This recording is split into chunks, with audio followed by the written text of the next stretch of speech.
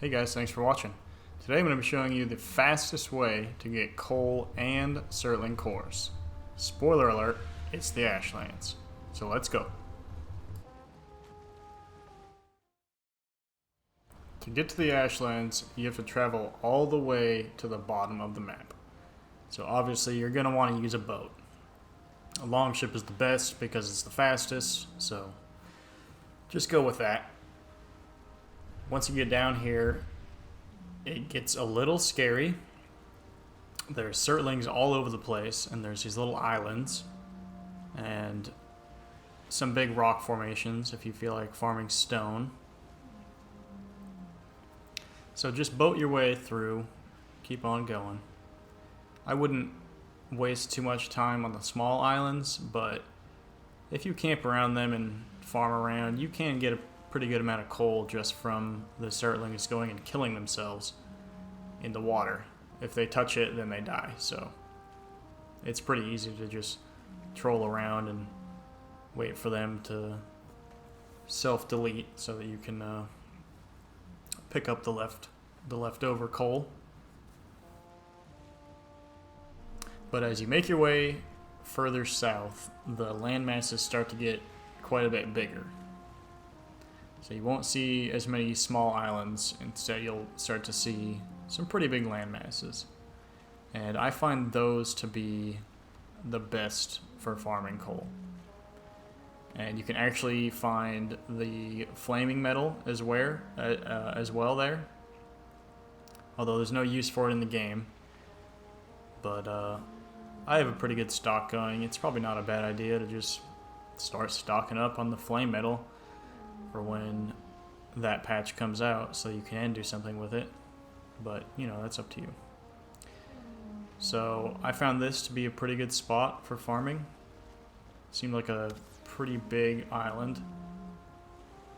So you can use ranged methods or melee, it doesn't matter. I used both in this video. I leaned towards using a mace just because I didn't have to waste any ammo. So do whatever you want. The Surtlings are actually pretty weak. I think they're a little underpowered. I'm thinking when they do flesh out the Ashlands, Surtlings are going to be a lot stronger because as of now they're pretty easy. I think they're too easy. So it's a good time to take advantage of this while you can, seeing as how they're pretty easy to kill. They'll get one hit by pretty much anything. As you can see, I'm just going up and macing them. Their fireballs do little damage, and the burn as well doesn't do very much damage at all.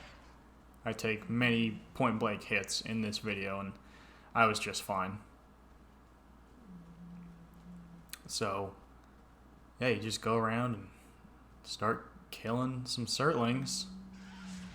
Shouldn't take too long. I mean, depending on how much coal you want to farm, it's really up to you. I think I stopped when I had almost 3 stacks of coal, and I was only out here for about 20 minutes. So yeah, you get about 3 stacks or more if you're faster for about 20 minutes. That's pretty good. I mean, if you had more smelters, you know, if you had like 4, 5, 6, 7, 8 smelters going, then yeah, that would be faster technically, but at that point you're spending a lot of wood. So that's why I prefer this method, because you don't have to waste any wood. You just get the coal straight. And Surtling cores as well. So there's that. But yeah, this one isn't very populated that I'm on, and then as you can see, they end up actually destroying my boat, so I had to run back and make sure I got all the materials back so I could recraft it. But yeah, I guess if you do park too close to a big island like that, they will aggro on your boat, so it's something to keep in mind. I have a somewhat fail-proof base in the Ashlands, and I'll show you that later. I think that's probably going to be the best way to do it, is if you have a sub base down in the Ashlands with a portal to it. That way you can just come through and go farm a bunch of coal and just teleport back. I mean, you can't take the flame metal back that way, but you can't do anything with it anyways right now. So might as well just leave it at your base down here, which is what I end up doing. So yeah, the Surtlings do pretty good damage on wood. They destroy my boat pretty quick.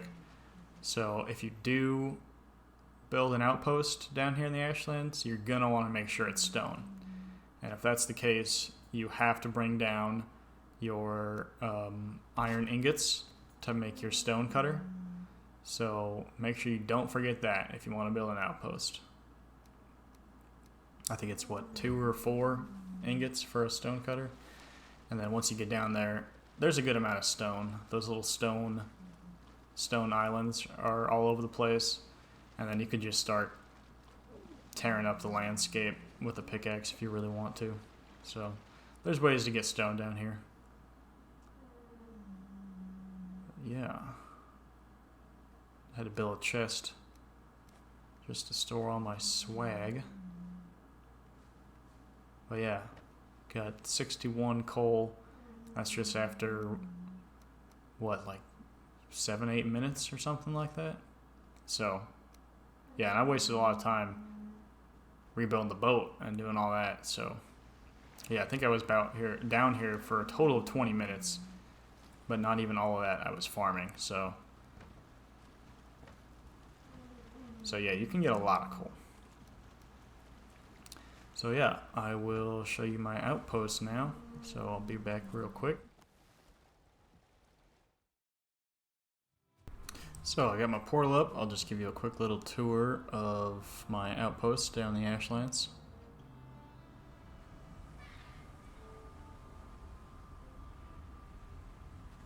There we go. Alright, so it is just a, 4x4 stone base, as you can see. Got a little wooden roof. And a bunch of Surtlings over there. I haven't seen any spawn on this island I'm on since I built it. So,